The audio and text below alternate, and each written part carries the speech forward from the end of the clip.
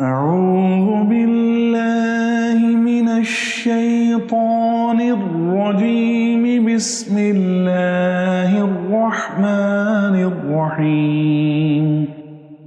قل أعوذ برب الفلق من شر ما خلق ومن شر غاسق إذا وقب ومن شر النفاثات في العقد ومن شر حاسد إذا حسد.